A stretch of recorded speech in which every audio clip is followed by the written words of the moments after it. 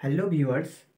তো মাধ্যমিকের একটি গুরুত্বপূর্ণ কোশ্চেন এটি হলো, প্রমাণ করো প্রিজমের আলোর প্রতিসরণের জন্য চ্যুতি কোণ ডেল্টা সমান I1 প্লাস I2 মাইনাস এ, যেখানে চিহ্নগুলি প্রচলিত অর্থে ব্যবহৃত। এই কোশ্চেনটা এবছর মাধ্যমিক অর্থাৎ 2025 মাধ্যমিকের জন্য খুবই গুরুত্বপূর্ণ একটি কোশ্চেন।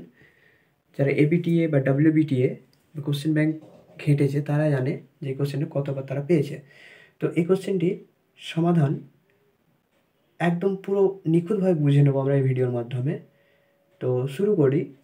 তো আমাদের ক্লাস 10-এর মাধ্যমিকের বইয়ে প্রিজম সম্বন্ধে যতটুকু আছে, তো প্রিজম নিয়ে পড়তে গেলে আগে প্রিজমটা কীরকম দেখতে হয় আমরা একটু জেনে নিই। তো ধরে নিচ্ছি এরকম একটা প্রিজম দেখতে হয়, এরকম স্ট্রাকচার, অর্থাৎ দুই সাইডে দুটো প্রতিসারক তল থাকে। এই যে এইগুলো, এটা একটা প্রতিসারক তল, এটা একটা প্রতিসারক তল, এবং সামনে একটা ত্রিভুজ থাকে, পিছন দিকে একটা ত্রিভুজ থাকে, এবং নিচে একটা ভূমি থাকে যেটা একটা আয়তক্ষেত্র। অর্থাৎ আমাদের এখান থেকে শর্ট কোশ্চেন হয় যে একটা প্রিজমের মধ্যে কয়টি আয়তক্ষেত্রাকার তল থাকে, কয়টি ত্রিভুজাকার তল থাকে। তো আমরা দেখতে পাচ্ছি আয়তক্ষেত্রাকার তল একটি, দুটি, আর নিচে একটি, তিনটি, এবং ত্রিভুজাকার তল সামনে একটি আর এই সাইডে একটি। অর্থাৎ ত্রিভুজাকার তল দুটি, আয়তক্ষেত্রাকার তিনটি। তো আমরা এই কোশ্চেনের মাধ্যমে এই কোশ্চেনটা জানতে চেয়েছে বা বলতে চেয়েছে যে একটা প্রিজমের মধ্য দিয়ে যদি আলো যায় তাহলে আপতিত রশ্মি এবং নির্গত রশ্মি মধ্যে যে চ্যুতিকোণ, সেই চ্যুতিকোণ অর্থাৎ কতটা পথে কে কোন পথে যাচ্ছিল এবং এখন কোন পথে যাচ্ছে, তার মধ্যবর্তী যে কোণ অর্থাৎ ডেল্টা সমান I1 প্লাস I2 মাইনাস এ। তো এটা আমরা প্রমাণ করব। তো প্রথমে আমরা একটা প্রিজমের প্রধান ছেদ দেখে নিই। আমরা ধরে নিলাম এটা প্রিজম এর প্রধান ছেদ, যেটা আমরা যেটা প্রিজমটা দেখালাম, এরকম প্রিজমটা দেখতে হয়। তো প্রিজমের আমরা এই সামনের দিকটা একটা ছবি অঙ্কন করলাম এখানে, এই যে এইটা, যেখানে এটা একটা প্রতিসারক তল ছিল, এটা একটা প্রতিসারক তল ছিল। একটা তলে আপতিত রশ্মি, আলোক রশ্মি পড়বে এবং একটা তলে নির্গত হবে, এবং নিচে হচ্ছে ভূমি। আর এই দুটো প্রতিসারক তলের মধ্যবর্তী যে কোণ সেটাকে বলা হয় প্রতিসারক কোণ। তো আমাদের এই যে এটা প্রতিসারক কোণ, তাহলে এখানে আমরা এটার নাম দিয়ে দিলাম ABC প্রিজম। এখানে প্রতিসারক কোণ হচ্ছে এ। তো এই প্রিজমের উপর একটা আলোক রশ্মি আপতিত হয়েছে, আলোক রশ্মি পড়েছে। তো এবার কি হবে, এই আলোক রশ্মিটা প্রিজমের মধ্য দিয়ে যাবে, অর্থাৎ আমরা ধরে নিলাম এটা PQ আলোক রশ্মি, QR পথে প্রিজমের মধ্য দিয়ে গেছে, QR পথে প্রিজমের মধ্য দিয়ে গেছে, এবং RS পথে নির্গত হয়েছে, RS পথে নির্গত হয়েছে। তো আমরা দেখতে পাচ্ছি যাওয়ার কথা ছিল এই রাস্তা বরাবর, প্রিজমটা থাকার জন্য রশ্মিটা গেছে এই দিক বরাবর, তাহলে এখানে অবশ্যই চ্যুতিকোণ হয়েছে বা চ্যুতি হয়েছে আলোক রশ্মির। তো আমরা প্রথমে দেখি যে কিউ বিন্দুতে আপতিত হয়েছে, অর্থাৎ কিউ বিন্দুতে আমরা একটা অভিলম্ব ড্র করলাম। কার উপর অভিলম্ব? এই যে আমাদের প্রিজমের তলটা ছিল, অর্থাৎ AB যে প্রতিসারক তল, সেই প্রতিসারক তলের উপর একটা অভিলম্ব প্রথমত ড্র করলাম। অভিলম্ব বলতে এই তলের সাথে 90 ডিগ্রি। তাহলে অভিলম্ব ড্র করলাম। ড্র করার পর অভিলম্বের সাথে যে আপতিত রশ্মির মধ্যবর্তী কোণ সেটাকে কি বলা হয়? আপতন কোণ। অর্থাৎ আমরা ধরে নিলাম এই আপতন কোণটার মান I1। এবং আরেকটা বিন্দুতে, অর্থাৎ আর বিন্দুতে এই রশ্মিটা আপতিত হয়েছে। এই আর বিন্দুতে আমরা একটা অভিলম্ব ড্র করলাম, কার সাথে? এই তলটার সাথে। ও এই দুটো অভিলম্ব আমরা দেখতে পাচ্ছি একটা বিন্দুতে তারা মিট করলো। তাহলে এই যে এটা অভিলম্ব ছিল, এখানে এইটা হচ্ছে আপতন কোণ, আর এই যে অভিলম্বের সাথে এটা আপতন কোণ যদি হয়, এটা হচ্ছে প্রতিসরণ কোণ। আমরা ধরে নিলাম R1, এটা হচ্ছে আপতন কোণ এই বিন্দুতে, অর্থাৎ এটা ধরে নিলাম R2। সেভাবে এটা হচ্ছে প্রতিসরণ কোণ, এটা হচ্ছে I2। আমরা এগুলো ধরে নিলাম। এবার আমরা দেখতে পাচ্ছি এই যে এই পি কিউ আর রশ্মি যাওয়ার কথা ছিল, এই পথ বরাবর যাওয়ার কথা ছিল, কিন্তু আমরা দেখতে পাচ্ছি যে গিয়েছে অর্থাৎ নির্গত হয়েছে এই পথ বরাবর। এই রশ্মিটাকে যদি আমরা পিছন দিকে ড্র করি, আমরা এরকম একটা রশ্মি পেলাম। অর্থাৎ এই পথে যাওয়ার কথা ছিল, অর্থাৎ গেছে এই পথ বরাবর, মানে এখানে একটা চ্যুতি হয়েছে, এই চ্যুতিটা ধরে নিলাম ডেল্টা ওয়ান। সেভাবে এই রশ্মিটা যাওয়ার কথা ছিল এই পথ বরাবর, কিন্তু গেছে এই পথ বরাবর। তার মানে কি, এই যে যতটা বেঁকে গেছে এটা হচ্ছে চ্যুতিকোণ ডেল্টা টু। এবার দেখো এইটা যদি ডেল্টা টু হয়, অবশ্যই এই কোণটা ডেল্টা টু হবে হবে তাহলে মোট চ্যুতি কত? এই পথে যাওয়ার কথা, এই পথে গেছে, তার মানে এই যে মধ্যবর্তী কোণ, এটা হচ্ছে আমাদের মোট চ্যুতি, অর্থাৎ ডেল্টা ডেল্টা কোণ। তো আমরা এ বি সি প্রিজম ছিল, পি কিউ আলোক রশ্মি আপতিত হয়েছে কিউ আর পথে, প্রিজমটির মধ্য দিয়ে প্রতিসৃত হয়েছে এবং আর এস পথে নির্গত হয়েছে। এখানে আমরা অভিলম্ব ড্র করেছি একটা, আমরা ধরে নিলাম এটা এম, এটা এন, এটা ও। এখানে ধরে নাম দিয়ে দিলাম পি, পি একটা নাম দেওয়া আছে, তাহলে এম এন ও। এখানে নাম দিয়ে দিলাম, কি নাম দেবো, টি, এটা ইউ, আর এইখানে একটা বিন্দু আছে, এর নাম দিয়ে দিলাম এক্স। তো আমরা এই নামকরণগুলো করলাম। এবার এই ছবিটার মধ্যে যতটুকু আছে, যতটুকু বললাম ততটুকু আমরা একটু ভাষায় লিখতে হবে। তারপর তাহলে কি লিখব? এ বি সি একটা প্রিজমের প্রধান ছেদ, যেখানে পি কিউ আলোক রশ্মি আপতিত হয়েছে এবং এম এন অভিলম্ব অঙ্কন করার পর আই ওয়ান কোণে আপতিত হয়েছে এবং আর ওয়ান কোণ করে সেটা প্রিজমের মধ্য দিয়ে প্রতিসৃত হয়েছে এবং আর বিন্দুতে সেটা আর এস পথে নির্গত হয়েছে এবং কোণ উৎপন্ন করেছে আপতন কোণ আর টু এবং আই টু প্রতিসরণ কোণ।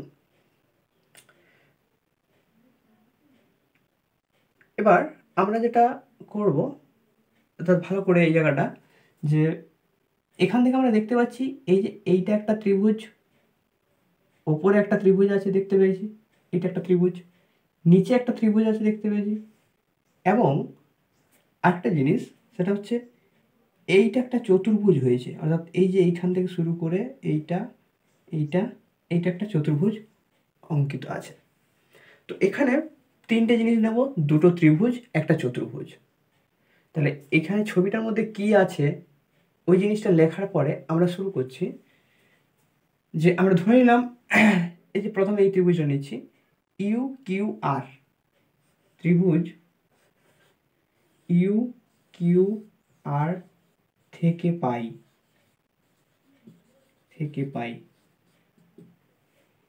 কি পাবো?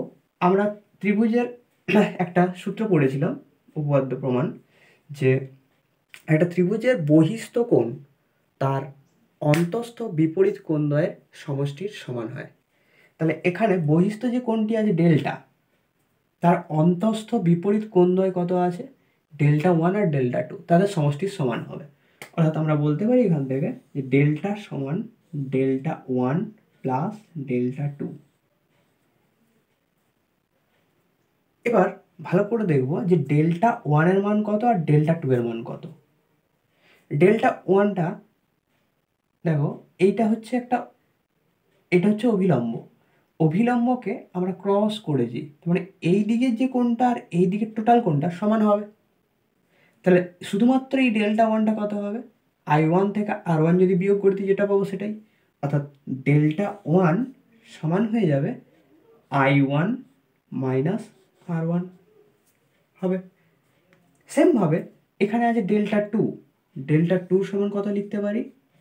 ডেল্টা টু সমান লেখা যায় টোটালটা হচ্ছে আই টু, তার থেকে যদি আমরা আর টু বিয়োগ করে দিই, অর্থাৎ I two minus R two, সেটা হচ্ছে ডেল্টা টু। তাহলে ডেল্টা কত হবে? অতএব ডেল্টা সমান হয়ে যাবে I1 minus R1 plus I2 minus R2। সেখান থেকে ডেল্টা সমান বলা যেতে পারে I1 প্লাস I2, মাইনাসটা দুটোর ক্ষেত্রে কমন নিলাম, R1 প্লাস R2।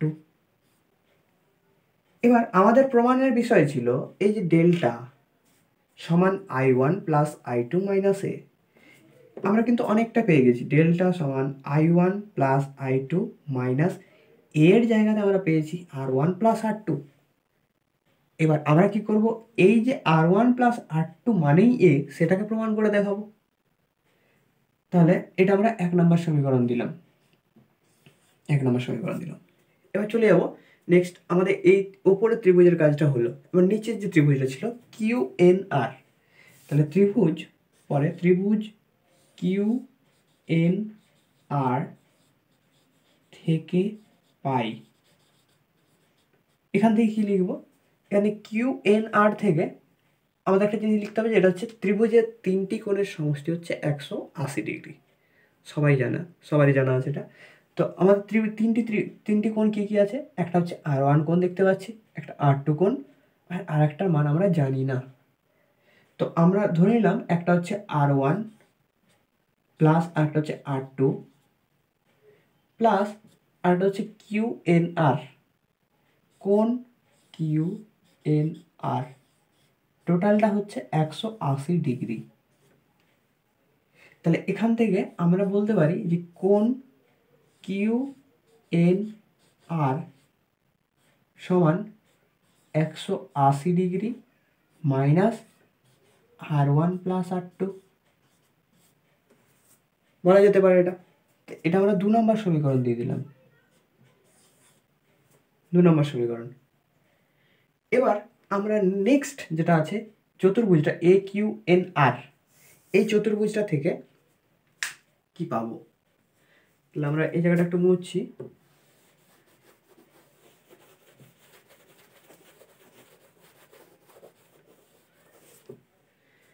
তাহলে চতুর্ভুজ কি আছে, চতুর্ভুজের নাম AQNR।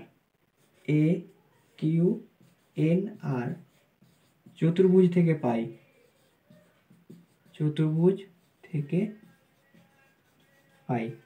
কি পাবো, ওই চতুর্ভুজটার থেকে আমরা বলতে পারি যে চতুর্ভুজের 4টি কোণের সমষ্টি 360 ডিগ্রি।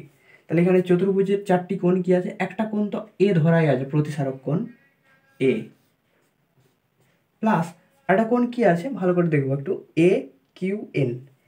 AQNটা কি, এই QNটা তো লম্ব ছিল আর এটা একটা তল ছিল, তাহলে তলের উপর লম্ব মানে মাঝের কোণ কত, 90 ডিগ্রি। তাহলে প্লাস 90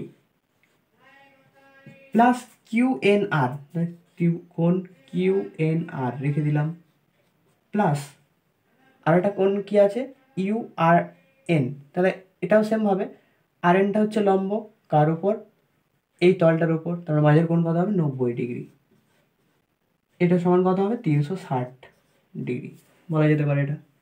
তাহলে এখান থেকে আমরা বলতে পারি A প্লাস 90 90 180 ডিগ্রি প্লাস কোণ QNR সমান 360 ডিগ্রি বলা যাবে এটা।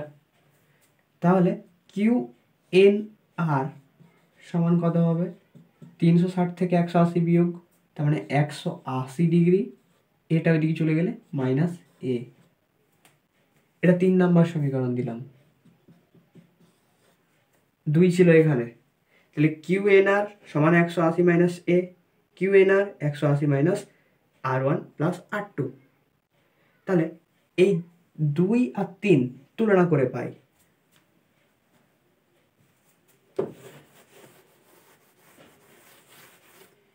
পরে আমরা লিখব 2 ও 3 তুলনা করে পাই, কি পাবো, তাহলে বোথ সাইড QNR ছিল, ডান সাইডে কি আছে, এখানে ওইটাতে 2 নম্বরে কি ছিল 180 degree minus R1 plus R2, এখানে কি আছে ডান সাইডে 180 ডিগ্রি মাইনাস এ, তাহলে আমরা দেখতে পাচ্ছি 180 ক্যান্সেল, মাইনাস মাইনাস ক্যান্সেল, পড়ে থাকলো কি R1 প্লাস R2 সমান এ।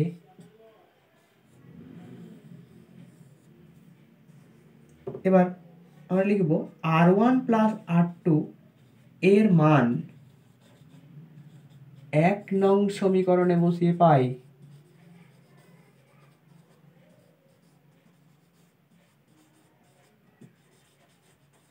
এবার ভালো করে দেখো যে 1 নম্বর সমীকরণে কি ছিল, বাম সাইডে ডেল্টা ছিল,